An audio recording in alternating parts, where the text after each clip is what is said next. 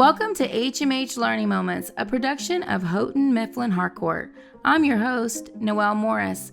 I want to acknowledge that you're hearing me impacted by my seasonal allergies. But regardless, my enthusiasm of sharing this podcast does not change. You're also hearing me from the desk of my living room here in my home office in Orlando, Florida. Let's continue with This is Teachers in America. Happy Teacher Appreciation Week, everyone. In today's new episode of Teachers in America, I'm joined by National Teacher of the Year finalist, Chris Dier.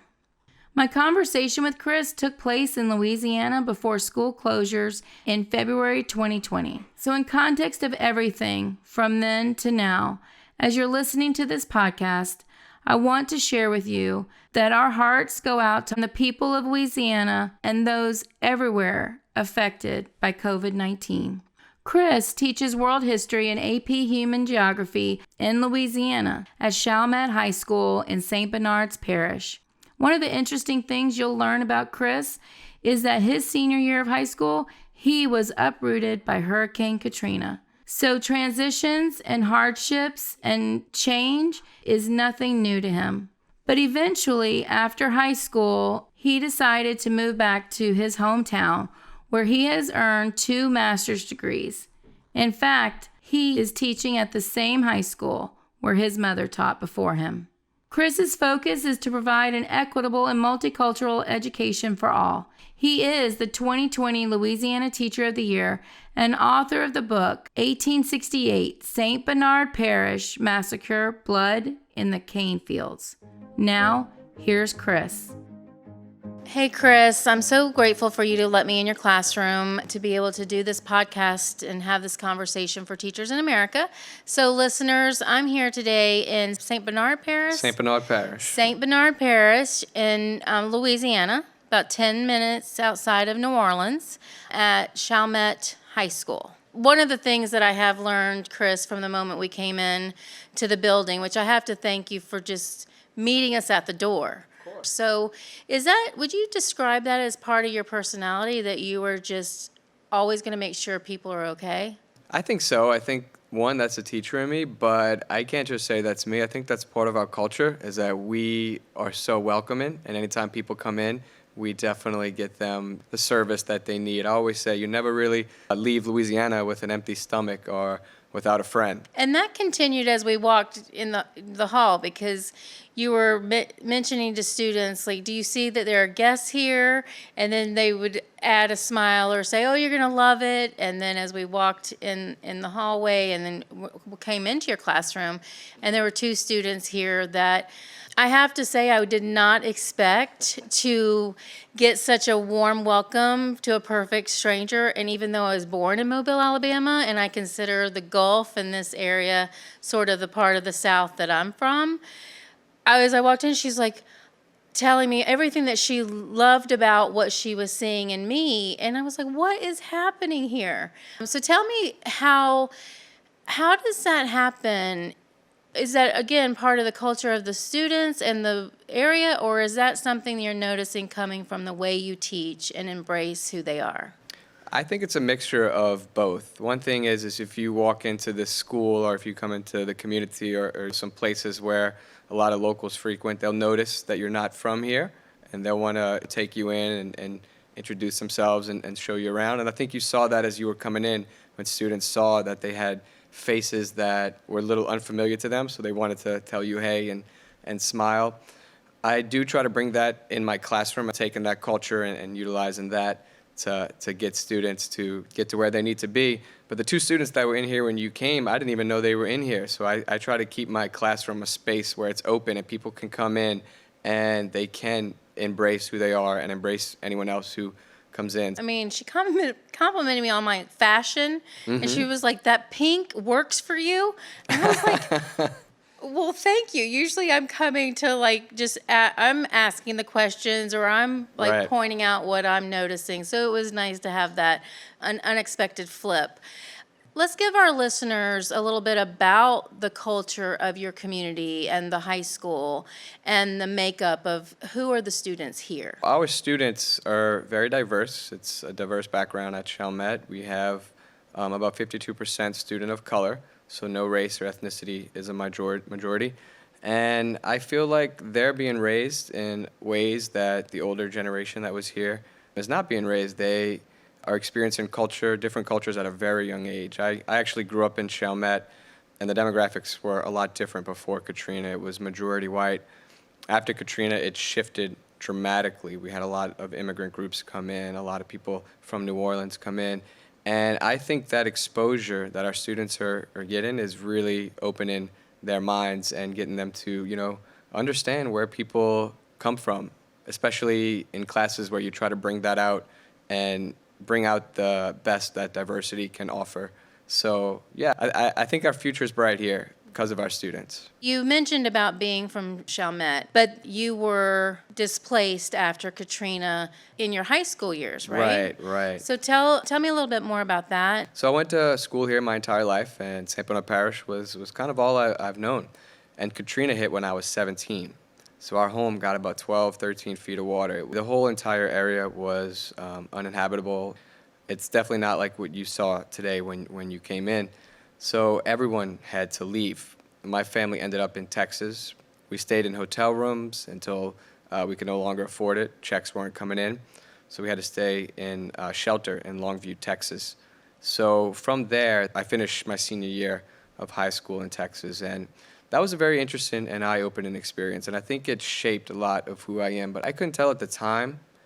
But I think now when I look back on it, that experience really gave me perspective. It opened me in ways that I didn't even know was possible. I probably would not have been a teacher if not for that experience.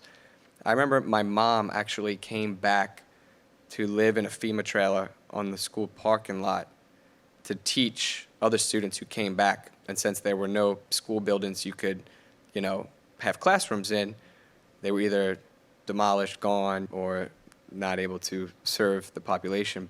So she was teaching students in trailers as well. And I got to see a lot of resilience from teachers like my mother and from the community and from New Orleans as a whole and Southeast Louisiana. So you're in Texas, but your mother was a teacher. She was a teacher. And so she was determined to get back here to the community. Did you come with, or did you stay in Texas? So I actually finished high school in Texas and then went to college in Texas. So my mom came back as soon as she was able. She showed a perseverance that is really admirable, and she'll downplay it, but I think that she could have went anywhere to get hired and do what she did. She's a phenomenal teacher. That's why I'm here as a teacher, but she decided to come back to the community and stay in a trailer that was literally the size of a parking space. That's how they lined them up. Set the bar high for doing things for the betterment of the community. You said you went to college in Texas, so you just said she could have gone anywhere. Mm-hmm. You too could have gone anywhere. It's true. And been hired. So what brought you back to your home? So I think I also felt that connection to the community. I remember going to college in Texas and just keeping a very close tie with my hometown. And when I was a senior, I really wasn't too sure what I wanted to do in life. I know a lot of teachers, they say it was when I was 5 or when I was 6. I can't say that, to be honest, because I remember my mom coming home with lesson plans and grading and at the dinner table doing work, and I saw the hard work and dedication. And even though I also saw the impact she had on the community, everywhere we went, people stopped her, and a trip to the grocery store could literally last 3 hours because they were stopping my mom and asking and telling them about their lives and thanking her. So I did see the positive side, but I also saw how hard she worked. So it terrified me a bit, and I was scared of being a teacher. I didn't know if that's what I wanted. But I remember talking to my mom my senior year, and I was a little disillusioned by the career paths that I had in mind.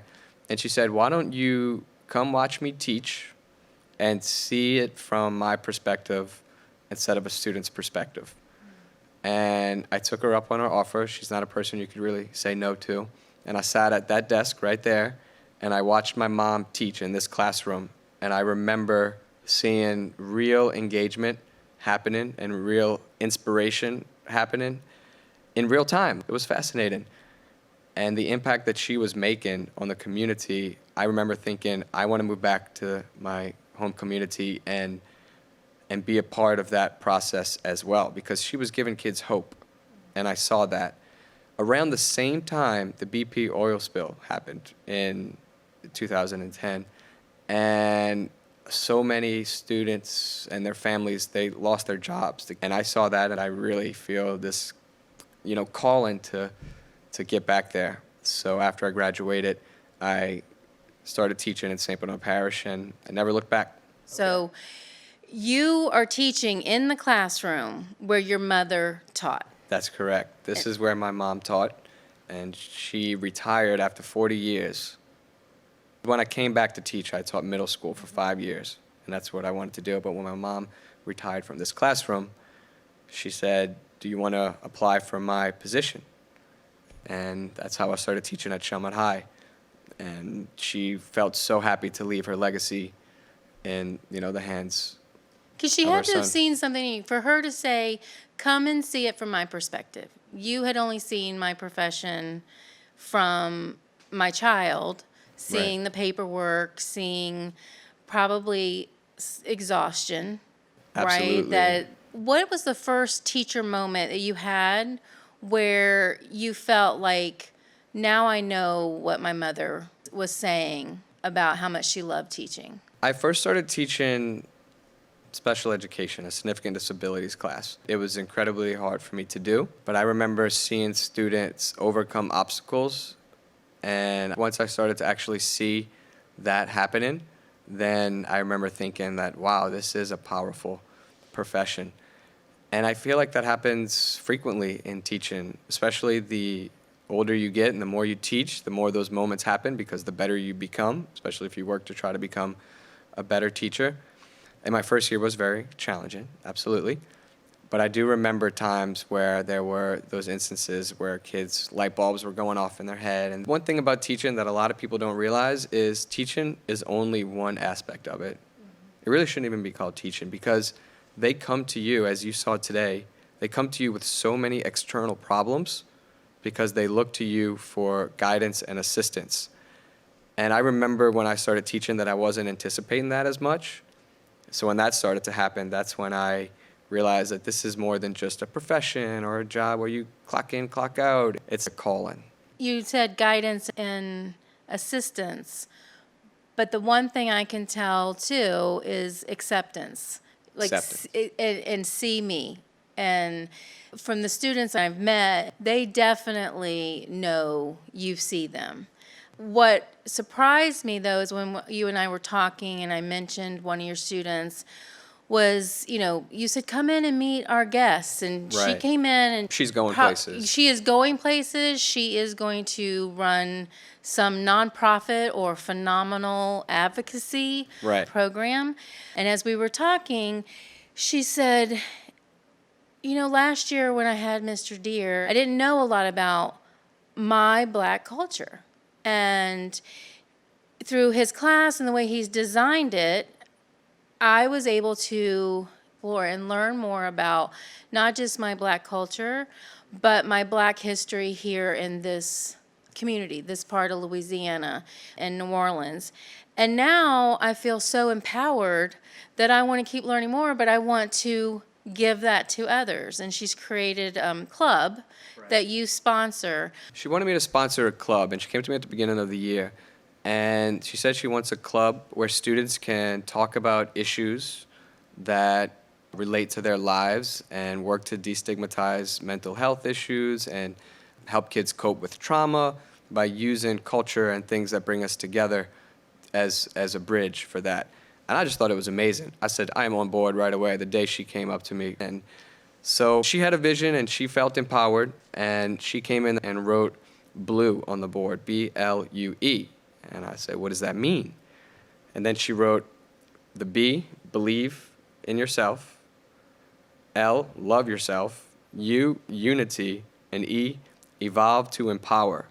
And I remember just thinking, that is unreal, that she went home and had a vision and carry through with it for something so powerful. So we set it up. The principal loved it. And I remember the student asking me, how many people do you think are going to show up, on the first day?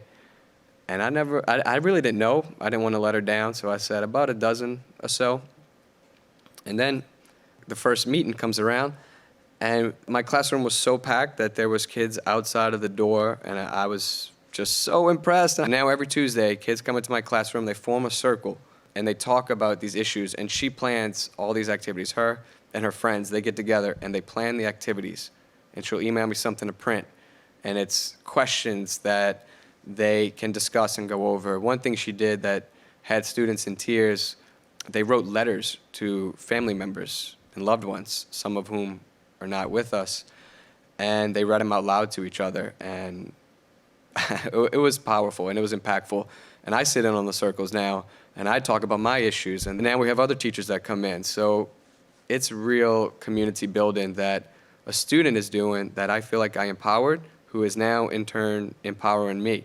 And took it to a whole different and level. I didn't know I needed it as much as I thought. So now I look forward to Tuesdays at lunch. I would too. And it is this generation, because my daughter is part of their generation. Gen Z, they're not inhibited. Right. Or if an obstacle is placed in their way, they're going to pause for a second.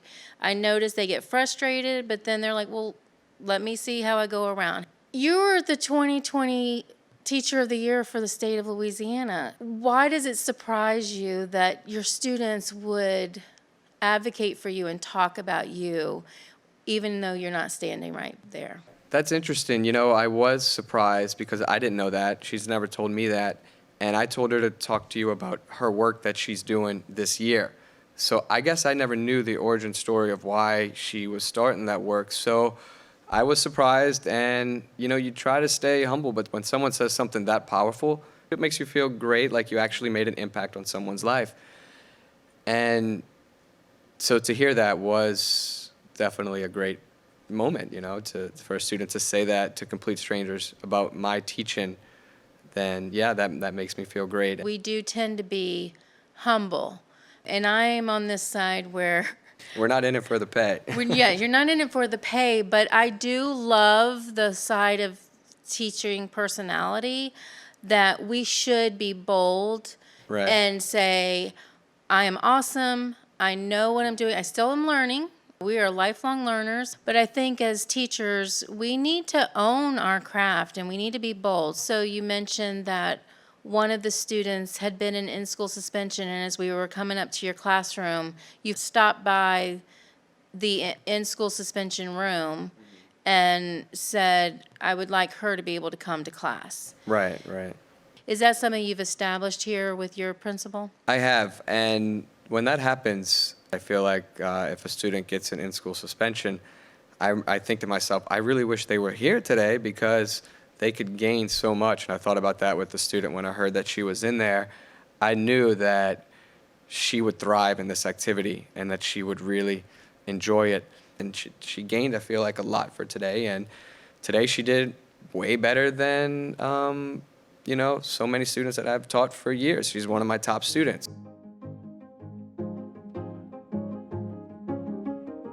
What's your walk-up song? So if, when you're walking into class, you're getting yourself ready, you're hyped, you're like, I got this.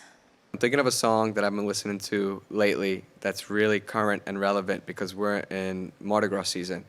There's a song called Iko, Iko, and it is the quintessential New Orleans Mardi Gras song, and it just reminds me of my childhood. I know that you play music, and you give the origin of the song as well. I got to see you teaching folk culture, and they were doing collaborative activity and researching and putting that together. Why is it so important for you to help your students recognize and embrace their identity and their culture? Right. The music I started off with today was a song sung in Louisiana French by a local artist named Alexis Marceau, who actually went to Chalmette High. And she now tours the country singing in French, and the students can see and hear somebody where they're from singing in a language that has been around in Louisiana for a long time. And I think that when you bring culture into the classroom and put it on the table, their culture, then you meet the students where they are, and you can get them from that familiar that they know of, and then you can bring them into the unknown. So you leverage the existing community culture, and once you build that into your classroom, you can start creating those connections. And from those connections, that's where true solidarity and empowerment come in. I don't want students to just come into the class and then they learn a bunch of content. Oh, that's great, and then they move on with their lives. I want to try to instill, a sense of activism, and that it's never finished, even for teachers.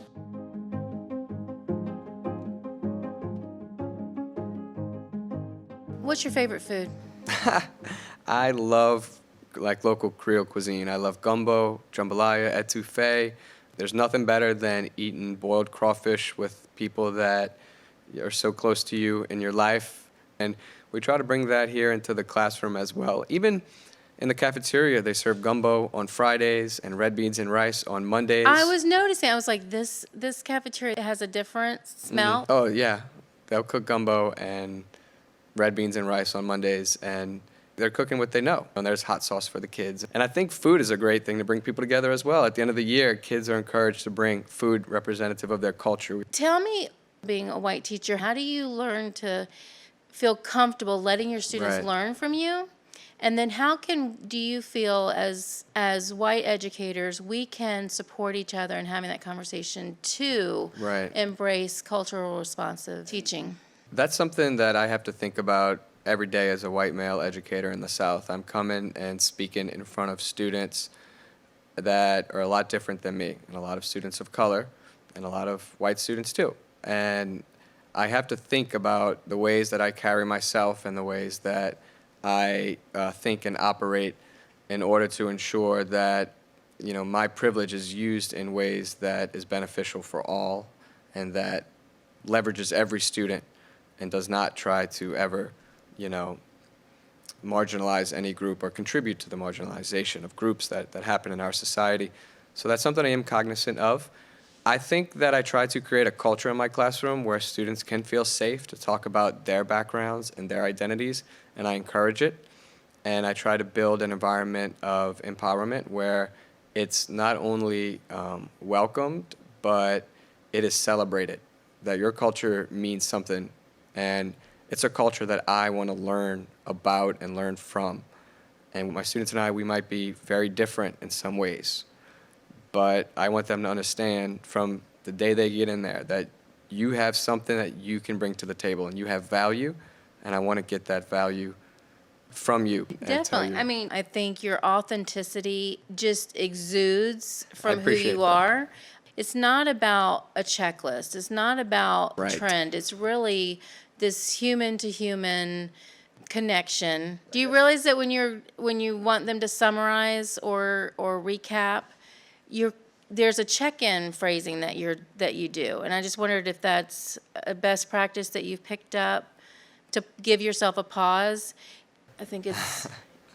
Do you have any thoughts, questions, comments, or concerns? Yes. And it's one of the things that I observed as I was looking. I was like, I'm going to borrow that because you say it so calmly, and I'm wondering, is that your wait time? Or is that just something that you're like, okay, we've been talking, I've been sharing, you've been reading, you've been talking, now you need to pause? Right. It's just something that I do because it's like the ultimate check-in, right? Like, well, they might think, well, I have a comment, but it's not a question, or I have a concern, but it's not or something. So. Well, you mentioned this class is new. You've done a switch. So I'm also wondering if you're just in the mode of almost the training of how you teach, how they participate, how they contribute.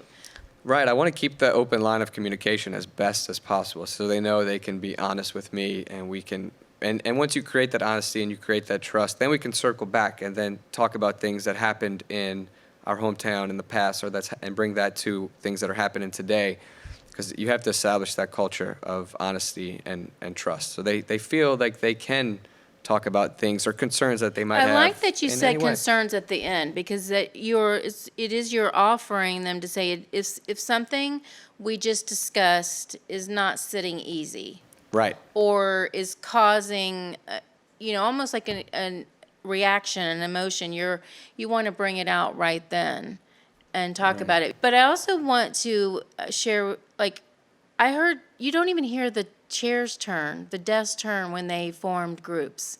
Because right now you have it in rows because of the number of students you have. But then when you ask them to collaborate, they just turned the chairs. You don't even hear it. So Right. I want to know how you have established that. Well, we start on the first day with collaborative work, and that's what we're going to do here. We're going to work together. It might start off in rows for the first few minutes, but that's not the way it's going to end. So I told them on day one, when you get in your desks, just be cognizant, just be aware that there's a class under us of students with special needs. So just think about that when you move your desk. So instead of a demand, you can give them something to think about, and they take it on themselves because they're humans just like us, and they are, they want the best for themselves as well and for people around them. And I truly believe that.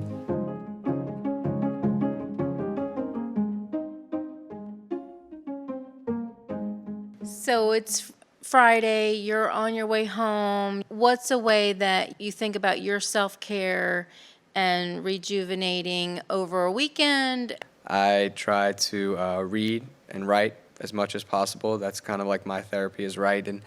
I also play soccer. I try to travel as much as my wallet allows me to as a teacher. So I try to engage in things like that, spend time with family and friends, and make sure that I'm having my downtime. You've written a book, and I that have. book was, and the research that you did from that stemmed from what you were learning from students? Yes, so I was actually teaching at a middle school, and I was doing research because I was trying to get the history of the community and bring that into the classroom.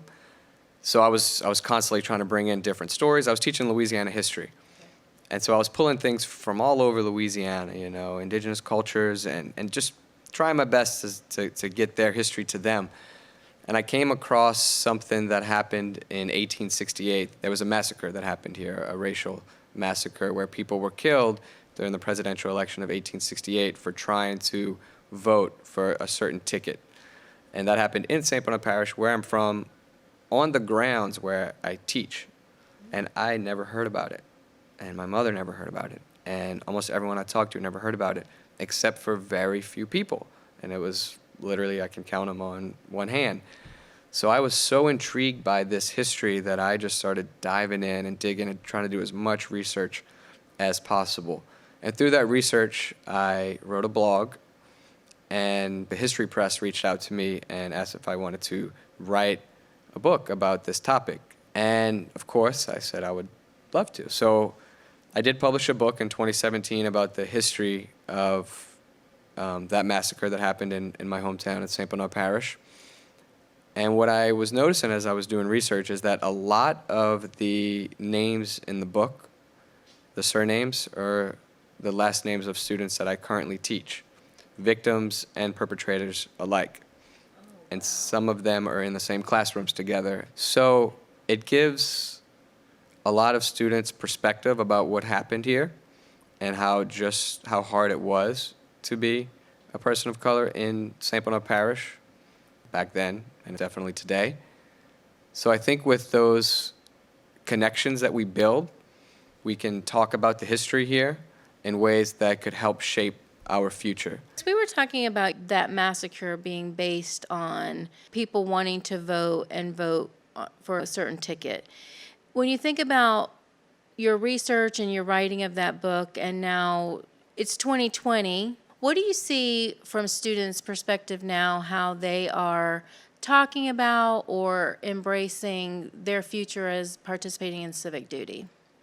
Learning about the past and what people gave up to be able to vote, say in 1868, the passion and determination that people were exercising in the face of grave danger and terrorism to exercise their right to vote. I think that kind of history is inspiring to many students. But I also think that this generation tends to be more active in terms of what they want to accomplish and the things that they want to do. the more I teach, the more I'm seeing it, a more engaged student population that wants to enact change and that's not going to accept the status quo as is, but that they are going to push forward and really try to mold cultural and political identity that matches them. And I think it's really important, especially in Louisiana. There's a lot of issues here, from high incarceration rates to a vanishing coastline due to climate change, that I think our students recognize and want to change for the better. So I'm hopeful that the students that are coming up are going to be the students that are going to be the agents of change that we need. Because the issues are already impacting them. It's not like they're going to go off into the future and fight all. Well, these issues are already real right now, even if they can't vote. So to see them understanding it and reading that material and getting a grasp on things that are larger than them, it's powerful to see as a teacher. It's interesting because we talked about Katrina, we talked about the impact the BP oil had, and they were babies. Right. I mean, because the freshmen I saw today are the same age as my daughter. So, but it's always been in their lives. So they had to catch up to the history and the understanding. They were born in that history. This is their life, and they are coping with trauma, and they are a part of history, and it's so normalized to them, but it's not the way a lot of kids are raised or brought up. And the student that we talked about too, she was giving me suggestions of where to eat. Yes. Right? She's like, oh, you got to go here. It's great soul food. And I was like, okay, where? She's like, well, I know where it is, but I don't know the city that well. Right. Because I live here. I don't go into the city that much. What I was listening, though, is she's not inhibited. She is social.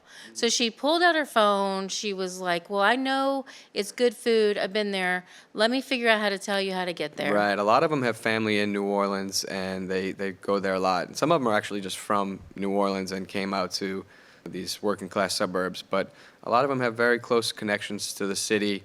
Like even myself, I feel like I have a lot of family in New Orleans, and it's not. There's a lot of differences between here and in New Orleans, no doubt about it, culturally and demographic-wise, but it's not unheard of for so many students to go into the city. And they're global. So when we think about their, not just civic duty, their worldview. Right. So they do see what's impacting their community and what they don't want to see happen within their state.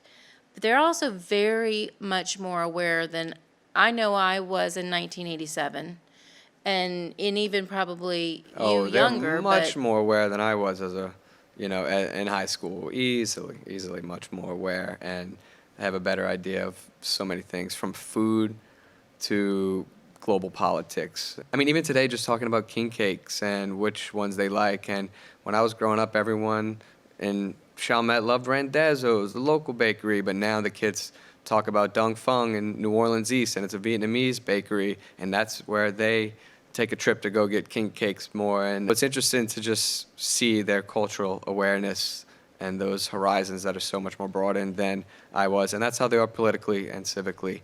I'm glad that we have this generation to think and expose and ask questions and not be fearful. Thank goodness they have a teacher like you guiding the way. I mean, you're not telling them what they need to do. You're guiding, you're giving them curiosity. You're teaching them the right to ask their questions and find their answers. It's just a gift that keeps on giving. So like your mother helping you get into this profession, I know that you are impacting, and we'll have future teachers that you're teaching today. Thank you so much, and thank you for coming all the way out to Chalmette High. These things don't happen often, so that's probably why our students were so excited to see people coming in. So thank you for coming in here and opening yourself to the community. It's much appreciated. Thanks everyone for joining us today. I hope that y'all enjoyed this episode as much as I did. If you would like to be a guest on the Learning Moments and Teachers in America podcast, please email us at shaped@hmhco.edu. houghtonmifflin.com. We're always looking for new teachers, new stories, and especially want to hear what's happening in your world today. Be the first to hear new episodes of Learning Moments by subscribing on Apple Podcasts, Spotify, or wherever you listen to podcasts. We hope you enjoyed today's show. Please rate and review and share within and across your network. I really would love to hear your comments, thoughts, and what's resonating, and most importantly, connecting you, not just to me and HMH, but to each other. You can find Teachers in America on the HMH YouTube channel and read more on the Shaped blog by visiting hmhco.com/shaped. You'll find the transcripts and key takeaways there. You'll also find links in the show notes. At this time, HMH is supporting educators and parents with free learning resources. You can visit hmhco.com/learning support for more information. Learning Moments is produced by Houghton Mifflin Harcourt, the Learning Company. So until next time, bye y'all.